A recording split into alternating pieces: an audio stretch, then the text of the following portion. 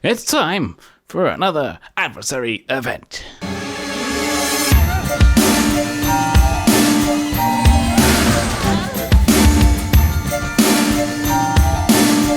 Welcome back, people. Okay, Adversary events coming up. Yes, it's the last in a back-to-back event-a-thon that we've had at the end of the month.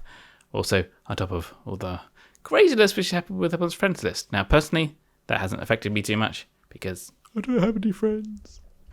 No, but I don't really have that many Pokemon Go friends, and I don't really play Pokemon Go anymore, so I just kind of delete them. Strangely, I think this is designed to actually get people to play both games more. However, for me, it's pretty much signed off Pokemon Go because I don't really play it, and friends are just getting in the way, so I've got rid of all my Pokemon Go friends now. So I'm less likely to actually play Pokemon Go than I was before. Well, so the basics for this one, this is on Friday the 26th to Monday the 29th at 6 p.m. UTC, same time both sides. Now, we're going to go through and we're going to compare this one to the previous double bill, which was the Lockhart and the Basilisk. So the rules for this one are Defense Against Dark Arts books, spell energy and gold. So how this one works are boosted spawns of Peter Pettigrew and the Ukrainian Ironbelly adversaries. Master Notes will reduce brew time of all Exterminos potions and witch sharpening potions by 50%. There will be boosted witch sharpening potion ingredients on the map. This was not present in the previous Corduroy and Basilisk event. I think, though, it was during the Narcissa one. But yes, Exterminos would have been better because they are way more effective than Witch Sharpening Potion. Also, bundles are available. Generally with the bundles, if you don't need the spell energy, then they're not worth it. For more details on that, see the Decision Night Hub. So what can you do now? Well, given it's 5 hours till it starts, not when I'm actually recording this, not a huge amount, but you can collect ingredients for strong and potent Exterminos. Collect Witch Sharpening gifts from your friends. Your Wizard's Night friends anyway. I doubt you need witch sharpening, but brew if you are running low. But potent Extermino potions and strong Extermino potions are way more efficient. Even basic Extermino potions are way more effective than the witch sharpening potion. And then finally, stop placing the challenge images.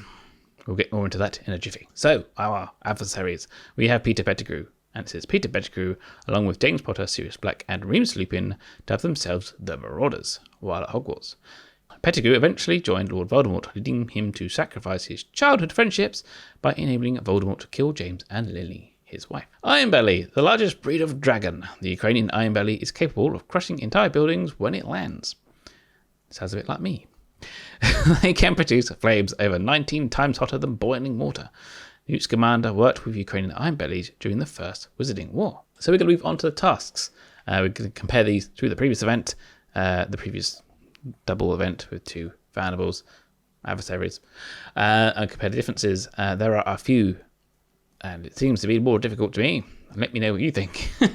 So we have defeat 35 foes in Wizarding Challenges, use Master Notes 8 times, earn 1500 challenge XP through Wizarding Challenges and or adversary chains, use 10 Extermino potions of any kind, return 20 artifact fragments from Peter Pettigrew and or Ukrainian Ironbelly chains, deal 30,000 damage to adversaries, defeat Peter Pettigrew 3 times, defeat Ancient Ukrainian Ironbelly 3 times. Then we get 5 Dar books, 500 Wizarding XP, 60 gold, and 30 spell energy. So we actually have one less task than the last time.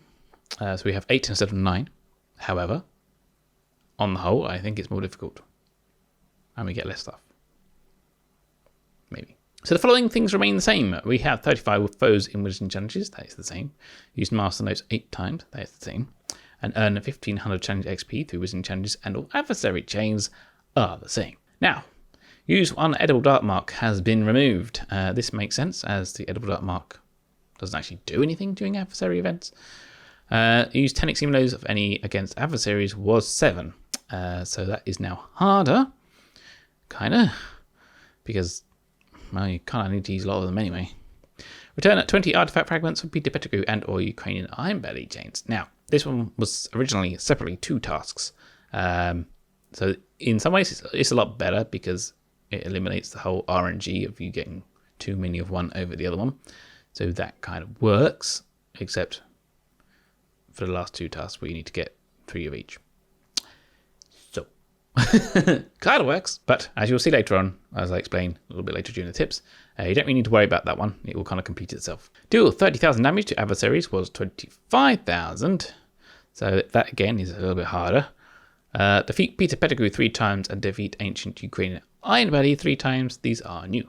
So previously you could do the task without actually facing any actual adversaries at the end of the chain. So you could just work on the first 2, which was pretty cool, but you can kind of see the point of them making the change.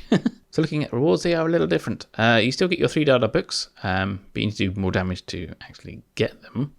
There's no more 4 healing potions or 2 armadillo bio or 1 edible dark mark. Defeat 35 foes only gives you 1 strong extremelo instead of 2 as it did previously. You do, however, get 1 silver key and 2 potent extremulos. Also with the final rewards, you don't get an edible dark mark.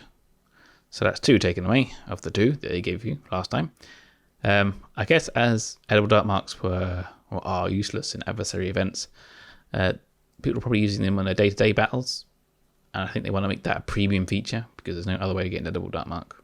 Well, sometimes you get rewarded them for battling adversaries on the odd occasion. So time for the tips. Earn 1500 challenge XP through wizarding challenges and or adversary chains. Okay, so this is interesting. I saw this in Expecto Go's channel.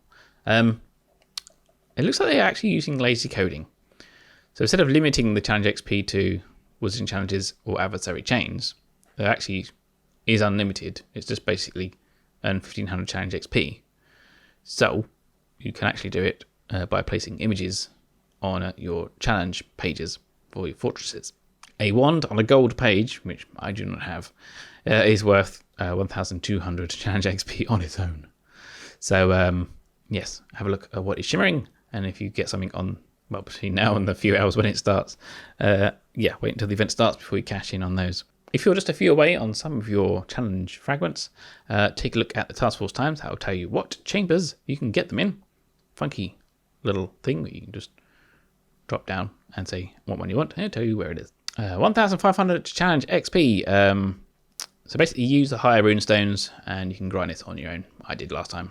Higher the chamber the better. Higher, get a comfortable chamber, highest rune stones, and then bash it out. For the master notes, yes, you can get a few going in advance, then use master notes to complete it when you start the event. So you can get a brew going on now.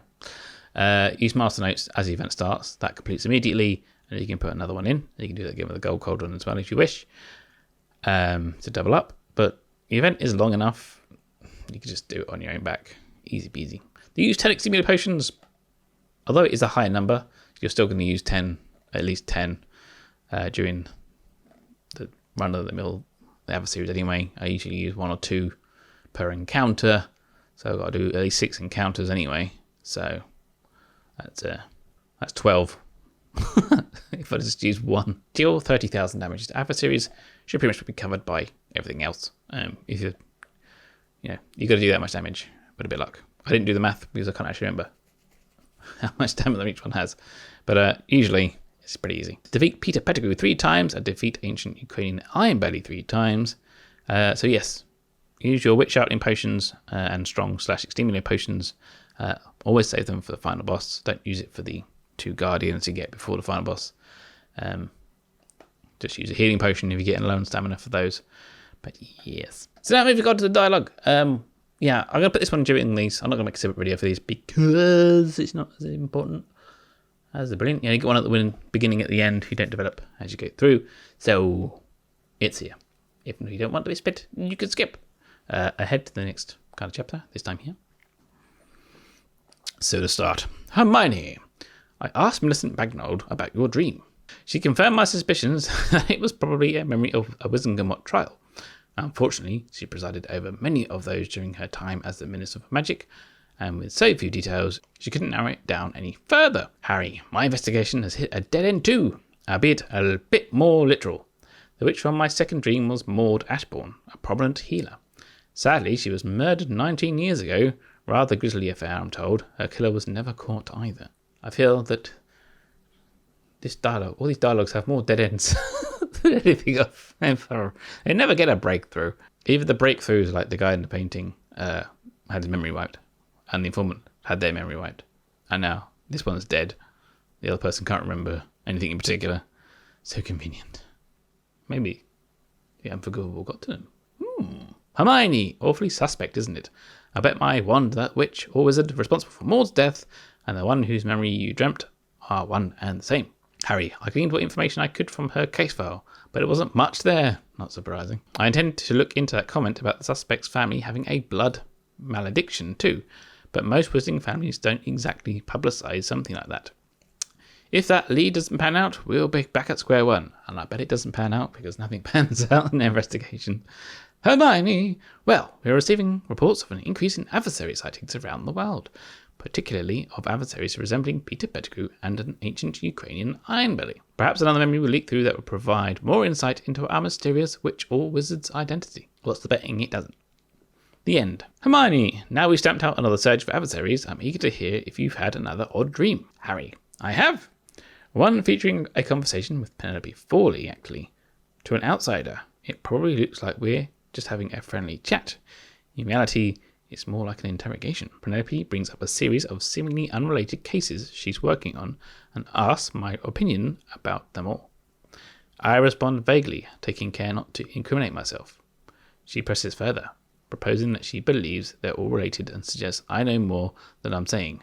The dream ends there. Sounds like another dead end. Hermione, seems as if Penelope was on the Unforgivable's tail, doesn't it? Harry, yes, which raises a lot of questions about Penelope's disappearance. Was she silenced by the Unforgivable because she started catching on? Yes, that's exactly what I thought, and I had it in my theory video up there, which is maybe not so accurate now. But yes, I think the premise is that Penelope and the other Auras discovered the Unforgivable's infiltration of the Ministry and were meeting with Kit Gerard from the Daily Prophet to put it all out in the open, obviously because the Ministry is compromised. It needs to be kind of in the open. But I think the Unforgivable got to them first, which is why the London Five disappeared. I've also added another chapter on the Taskforce Times to the overall story of the calamity and everything. So we've covered Grimm, Penelope, and London 5. But yeah, there's quite a lot to write, so getting there. We've also got to cover the actual calamity itself and how that occurred, and the Unforgivable as well. So it will be coming in forthcoming months when I get a bit of time to actually write stuff. So if you're new to Wizards Unite, that is the place to go to catch up on the story. Also, all the event dialogue is there, and adversary dialogue is there, and a proper version of the registry is there that actually works, and a brilliant registry as well, and challenge registry. There's a lot there.